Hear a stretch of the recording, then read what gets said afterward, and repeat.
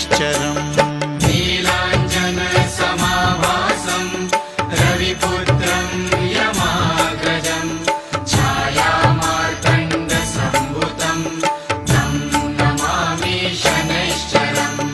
नीलाञ्जनसमाभासं रविपुत्रं यमाग्रजं छायामार्तण्डसम्भूतं तं नमामि शनैश्चरम्।